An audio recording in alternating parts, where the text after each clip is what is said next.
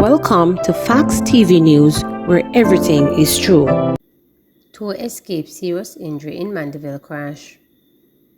Two people narrowly escaped serious injury following a crash on the Winston Jones Highway in Mandaville on Wednesday. The two-vehicle crash, which happened at 10:50 a.m. near the Marshall Spin intersection with the highway, involved a Ford pickup and a Honda motor car. One of the vehicles reported ran off the road into a banana field. The driver of the motor car told reporters that she was turning right onto Marshall's Drive when the pickup collided with her vehicle. The crash-prone road has since been a scene of numerous accidents over the years. In August, two people also escaped serious injury following a crash near the intersection. In July, some 500 cases of water were looted from a delivery truck after it collided with a Nissan Tiida mere meters from both crashes.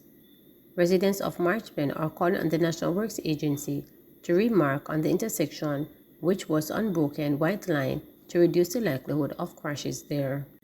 Integrity Commission submits investigation report to Parliament. The Integrity Commission announced on Wednesday that it has submitted an investigation report to Parliament for tabling. The Commission stated in a press release that hard copies of the report were submitted in separate envelopes under cover of the identification letter and addressed to Juliet Holness, Speaker of the House of Representatives, Senator Tom Tavares Finson, President of the Senate, and Valerie Curtis, Clerk of the Houses of Parliament. The documents issued were formally received and signed for at the Parliament at 9:35 a.m., the release stated. The Commission added that a USB flash drive with PDF electronic copies of the documents submitted were also conveyed. The Integrity Commission said it anticipates that its investigation report will be tabled in both houses of Parliament as soon as possible. 15-year-old BB Cork student accused of beating younger schoolmate to return to court in November. The 15-year-old boy accused of last Thursday's beating and assault of a younger student at the BB Cook High School in St. Elizabeth is to return to court in November. The teen is charged for assault occasioning grievous bodily harm in relation to the brutal beating of Jaheim Coleman, 14. On Monday, his attorney, Hopeton Marshall, said the schoolboy was offered bail in the sum of $300,000 when he appeared before presiding Judge Dan Lawrence Pivot at the Black River Courthouse. However, the teen was scheduled to appear in court on Wednesday. The teen is to return to court on November 17. Marshall told reporters that he requests a medical evaluation for his client. It was not ordered by the judge. Counsel asked for one to be done, and the request was granted, and the cost will be covered by his family.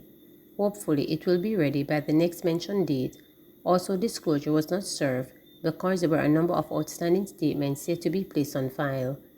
A family member of the complainant was present because, understandably, he and his mother were absent. She revealed that his condition has improved, of which we are all happy to hear, Marshall stated. Bail application postponed for accused in Daniel Rose murder. Prosecutors raised concerns over where accused killer, Ms. Sachet, resides, causing the postponement of a bail application hearing. Sachet is charged for the alleged killing of 8-year-old Daniel Rowe, a second-grade student at Brayton Primary and Infant School in Portmore, St. Catherine, on June 8 this year. Rowe was abducted while she and her brother waited to be picked up at school by their mother. She was found later that day with her throat slashed along Roosevelt Avenue in St. Andrew. She died at the Boston Hospital for Children 2 days later. Sachet's attorney, Donovan Collins, was expected to make a bail application when the case was called up in the Kingston and St. Andrew Parish Court yesterday. But before Collins attempted to make his application, a clerk of court indicated that there were concerns about where Sachet would reside if she is released on bail. The clerk said it is unclear whether Sachet should reside in Valentine Garden, St. Andrew, where she once lived with an ex-boyfriend. We are not sure if that is still the case, stated the clerk.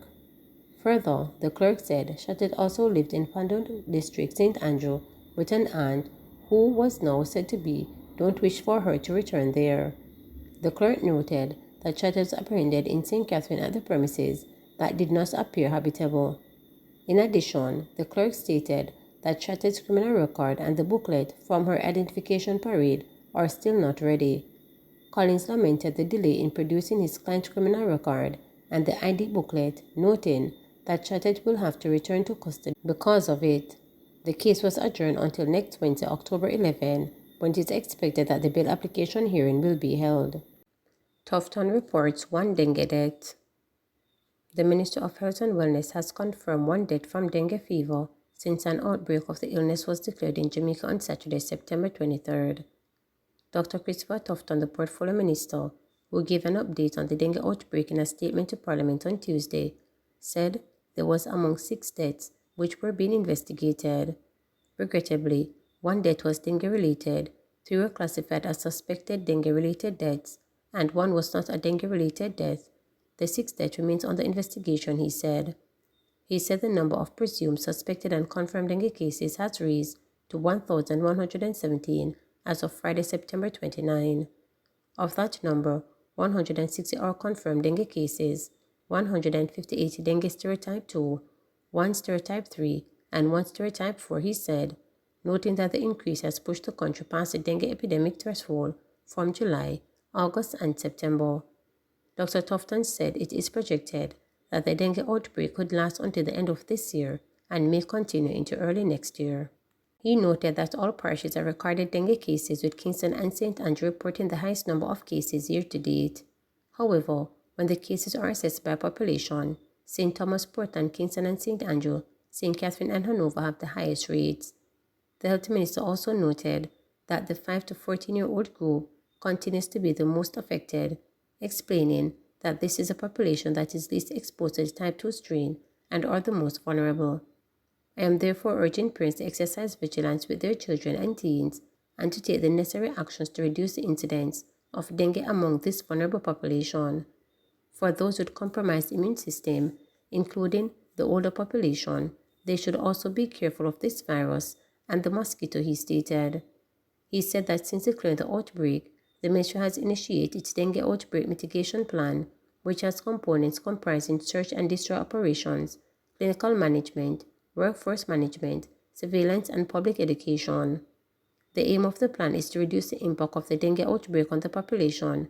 Approximately 500 temporary vector control workers have been engaged and deployed across the island to high-risk communities, along with 213 permanent workers.